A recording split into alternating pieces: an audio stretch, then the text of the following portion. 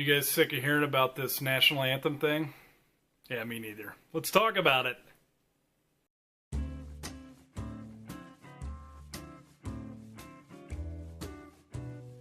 I know you're excited. Hey, booger eaters. It's Jonesy. Buckle up, this is going to be a weird one. Not as light as I like to keep it around here, you know what I mean? Over the last several years, I've felt a pretty decent amount of shame every year around this time for enjoying professional American football, the National Football League. You know, there's a laundry list, from shady owners to bad stadium deals for taxpayers to domestic violence, and ultimately a commissioner who runs the sport who's woefully in over his head. Sometimes it makes it hard to watch. Sometimes it's not any fun. For those reasons, you know. But mostly, I felt a moral inclination not to watch. Like it's morally wrong. With all the brain trauma that findings and how much they're damaging their heads and everything, and the toll that the hits take on the players, it almost feels like I'm watching gladiatorial type of stuff. Feel icky. And up until recently, a lot of them were unwittingly, you know, doing this much damage to the brains. I just kind of felt icky watching it. And then, of course, like clockwork, the season changes and the leaves change, and every year I get excited for the fall. The off-season ends, all that bad news, and it comes into the actual games get played, and I come back. I draft my fantasy teams, I make my weekly picks, and I merrily move along talking with friends and whomever will listen about my favorite sport. And this off-season again, there was domestic violence, there was a dumb commissioner, there was ownership collusion against a player who exercised his right to protest last year. So it was the same feeling again. Like, I'm not sure I want to watch this.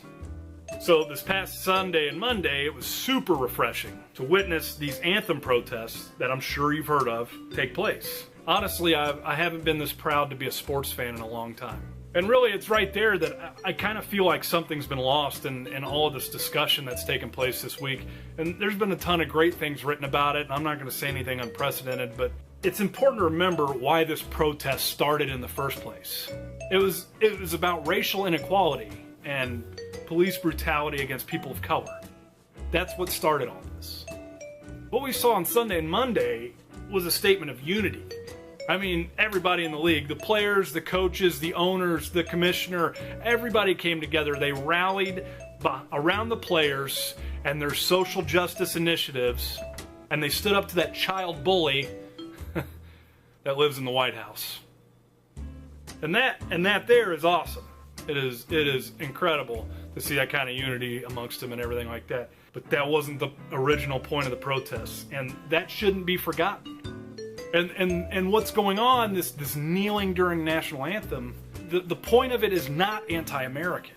It's not anti-military. You know, and thinking about that, it occurred to me, and I'm kind of troubled by the fact that we have to consistently combine the idea of American or American values with pride in the military.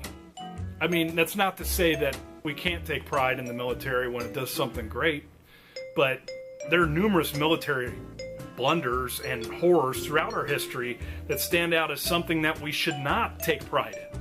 Perhaps sometimes when we start slinging around the anti-American thing because of the military interest, we should keep that perspective in mind. But I'll digress on that. A person that has served the country, that fought for the country, voluntarily or involuntarily, has no greater claim to its iconography than do civil rights warriors. And let's be clear, this is a civil rights issue. That's what they're protesting. And while each, you know, civil rights warriors and soldiers and servicemen and women who fought for the country and freedom and all that, while each are heroic in their entirety, it seems like we blindly attribute that heroism to those that, through little fault of their own, go off and serve militaristic and imperialistic ends. And then on the other hand, we vilify civil rights protesters. And often years later, the civil rights activist is sainted while they are in the act of protesting for change. They are villains and their actions are greeted thusly. And that is where we find Colin Kaepernick now, the aforementioned player who's being colluded against by NFL owners. He's the one who started this kneeling for the anthem to call out racial inequality and police brutality. He's been largely forgotten this week. The man that has had his entire career taken away because of his protests by collusive owners has been almost forgotten. The same owners that went on to stand with their players in unity this past weekend, locking arms with them, standing side by side with them, showing unity, standing up for what they believe is right and their right to protest. I was proud of the NFL this weekend. And of the NBA, they shouldn't be forgotten either, for standing up to the bully, for speaking truth to power, and peacefully protesting its denunciation. What I'd just like to see is for all these owners that have blackballed the originator of this movement, admit it, that you're blackballing them, and make good on it. Or just hire the most qualified player. It's a meritocracy. You don't have to say anything. Just hire the best player for the job. And then realize that going forward, when hate is so readily available from the bully pulpit, everything needs to be political. Nobody can just stick to sports anymore. Honestly, in every way, shape, or form, someone who uses their platform for the greater good deserves our applause, not our condemnation. Okay, I'm done. So anyway, what's up? That's over. Here I am. I'm down about 6 pounds.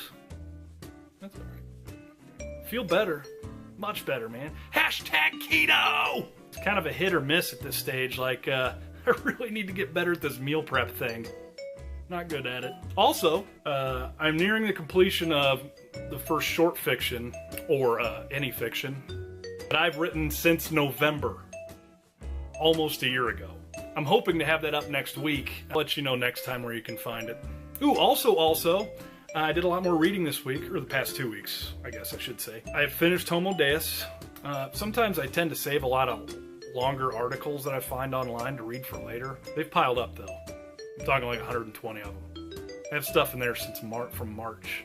So I've been telling myself that every day I need to read 3 of those, and that should help us prune that reading list a little. But the biggest news, I went to the doctor today, and the hard work I've been putting in with this diet and exercise is paying off. I've been given the cleanest bill of health yet, so all is looking up there. No diabetes. Hip hip hooray! That's all I got. You guys good? You guys good? Yeah? Yeah? Alright. Super duper. Let's be nice to each other. Thanks for watching. Be sure to like this video and subscribe to my channel in order to receive updates when new videos are posted. I aim for Wednesdays. Don't always hit my mark. You can find me on Twitter at GoGoJonesy. I'm on Instagram at the same name. Pretty radical stuff there. Thanks for sitting through this. Thanks for watching. Take care of yourself. The internet